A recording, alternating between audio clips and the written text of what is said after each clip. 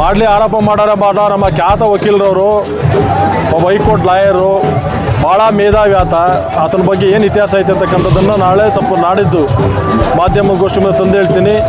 ಆತ ದಬ್ಬಾಳಿಕೆ ಮಾಡ್ತಾವನ, ನಾನು ದಬ್ಬಾಳಿಕೆ ಮಾಡ್ತಾನೆ ಅಂತಕ್ಕಂಥದ್ದನ್ನು ತಾಲೂಕಿನ ಜನಮುಖಕ್ಕೆ ತರಕ್ಕೆ ಬಯಸ್ತೀನಿ. ಅವ್ರು ಏನೇನು ಅವ್ಯವಹಾರ ಮಾಡೋರೆ, ನಿಮ್ಮ ಕಾರ್ಯಗತೇನು, ಖ್ಯಾತ ವಕೀಲರಾಗಿ ಎಷ್ಟು ಪ್ರಾಮಾಣಿಕತೆ ಜೀವನ ಮಾಡ್ತಾ ಇದ್ದಾರೆ ಅಂತಕ್ಕಂಥದ್ದನ್ನು ನಿಮ್ಮ ಕರ್ಮಕಾಂಡನ ನಾಳೆ ನಡೆದಲ್ಲಿ ಜನಗಳ ಮುಂದೆ ತರ್ತೀನಿ. ಅವಾಗ ಹೇಳ್ತಾ ಇದ್ರಲ್ಲ ನನ್ನ ಕರ್ಮಕಾಂಡ ಅಂತೇಳಿ, ನಿನ್ನ ಕರ್ಮಕಾಂಡನ ನನ್ನ ಕರ್ಮಕಾಂಡನ ಅಂತ ಜನಗಳ ಮುಂದೆ ಬಿಡೋಣ, ಜನಗಳೇ ತೀರ್ಮಾನ ಮಾಡಲಿ. ನಾವೆಲ್ಲೂ ಕೂಡ MLRನ ಏಕವಚನದಲ್ಲಿ ಮಾತಾಡಿಲ್ಲ, ಕ್ಲಿಯರಿಟಿ ಇರಲಿ.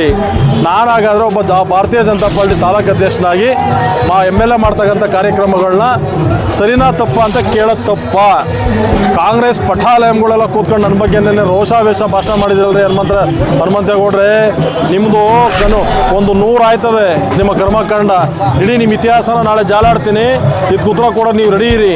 ನಾನು ಸರಿನಾ ನೀವು ಸರಿನಾ? ಯಾರು ಹಂಗಾಮಿ ದುಡ್ಡು ಜೀವನ ಮಾಡೋರೆ, ಯಾರು ಹಂಗಾಮಿ ದುಡ್ಡು ಹೊಡೆದಾರೆ ಅಂತಕ್ಕಂಥದ್ದನ್ನು ನಾಳೆ ತಾಲೂಕಿನ ಜನ ಮತ್ತೆ ನಾನು ತರ್ತೀನಿ.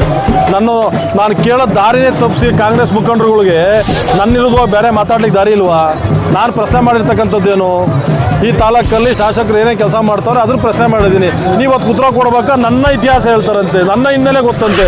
ನಿಮ್ಮ ಇತಿಹಾಸಗಳೇನು, ನಿಮ್ಮ ಹಿನ್ನೆಲೆಗಳೇನು, ನೀವು ಯಾವ್ಯಾವ ರೀತಿ ಅಕ್ರಮಗಳನ್ನ ಮಾಡಿ MLA ಹೆಸರನ್ನ ಉಪಯೋಗಿಸ್ಕೊಂಡು ಜೀವನ ಮಾಡ್ತಾ ಇದ್ರು ಅಂತಕ್ಕಂಥದ್ದನ್ನು ದಾಖಲೆ ಸಮೇತ ನಿಮಗೆ ತೋರಿಸ್ತೀನಿ. ಹೆದರ್ಕೋಬೇಡಿ, ಧೈರ್ಯವಾಗಿರಿ. ನಾಳೆ ಸ್ವಲ್ಪ ಕ್ಲೀನಾಗಿ ಫ್ರೆಶ್ ಅಪ್ ಆಗಿ ಬನ್ನಿ. ನಾಳೆ ಪ್ರೆಸ್ ಮೀಟ್ ಕೊಡ್ತೀವಿ, ತಲೆ ಕೆಡಿಸ್ಕೋಬೇಡಿ.